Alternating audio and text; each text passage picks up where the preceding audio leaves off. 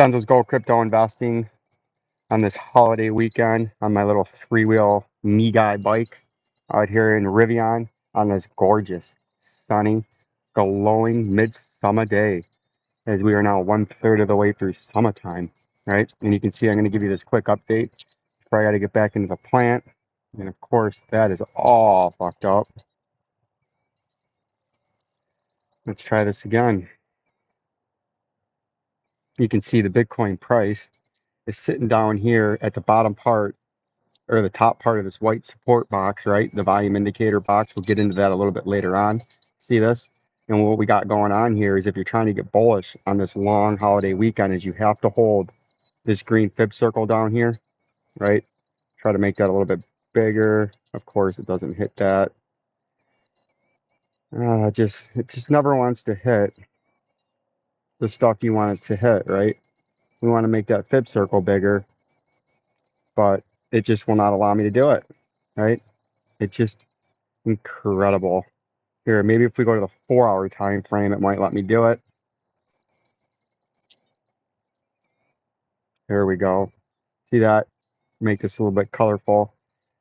You need to hold that, and you can see how you rung on that beautifully, right? And you hit it the first time on the first breakdown, and then you wicked off it again and had a big catapult. So if you're trying to get bullish on this holiday weekend in Bitcoin, you got to hold this green support or the green fib circle, right? You don't want to slip below that. And then you got to try to trade up above this top part of the white support zone back into this miniature descending triangle and then get on top of that, right? Because there's a bunch of moving averages up there and you need to get up and over and start to hold these levels as support. And that way you can kick on to the upside during this long holiday weekend in Bitcoin. And that's what I'm watching for. You got your two levels. You got this green fib circle. It's slightly uptrending, right? On today's price, it is sitting at $18,564, right? You need to hold that.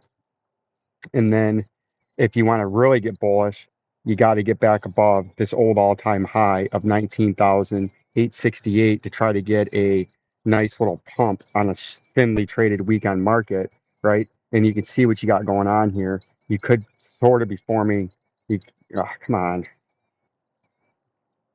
You're coming down, then you came up, and then you're down. You could be forming maybe a W short-term bottoming reversal pattern, which I've been thinking there was going to be a pump, and it hasn't dumped yet. So we're watching that because if you slip the 17,409, you're coming all the way down to the next green fib circle. So we're watching out for potentially a W reversal pattern here, right?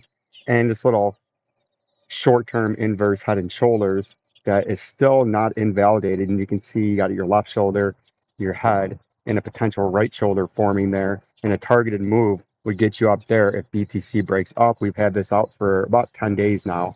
And you can see you'd go from the bottom of the head to the neckline to the point of a breakout. And you see that gets you right up there next to that upper green 25,604, which is the next green fib circle up there, right? So we're going to be paying attention for that.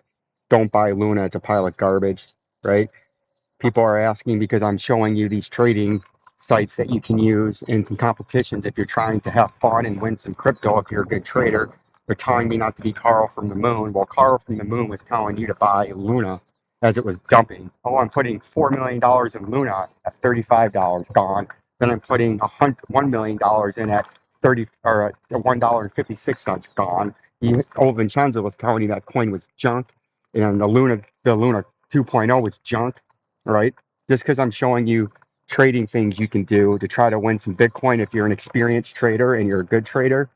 Doesn't mean I'm Carl from the moon. He hasn't been calling for sub 10,000 Bitcoin. He didn't call for a Bitcoin bear market until the price was down at 30,000. Big difference between Carl from the moon and old Vincenzo, right? Uh, and you can see now with Ethereum, after we get on that, it was just a Twitter comment, right? He's a beautiful follower, though. I love the guy. He's a great guy, right? And he likes the channel, supports the channel. You can see here on Ethereum, if you want to get bullish this weekend, you got to get above this green fib circle and hold it as support. You can't just wick up and come down back through it. You got to wick up and then hold it, build a little bit of base, and then start to trade up. And that's at the 1102 mark, because if you get rejected by this and it's a bearish confirmation, you're coming all the way down to the underneath fib circle that's down here at $621. If we run through Cardano's in the same spot as yesterday. We're sitting here at this local supply zone that's been here since the initial dump of the great dump of early June of 2022. Where's my horizontal ray at? Because this is a critical local supply zone right there, where if you break that level, you're coming down to the top part of the shithouse at 31 cents. But if you can hold this and some volume can come in, you can see as the price has been down and sideways consolidation, you could say it's a descending triangle, right? Why is it doing that?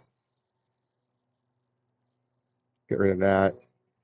You could say it's a descending triangle where you have descending upper resistance, right? Descending and then a horizontal underneath support. But if you can hold this and a volume spike comes in, you could quickly volume spike back up to 61 cents like you did here, right?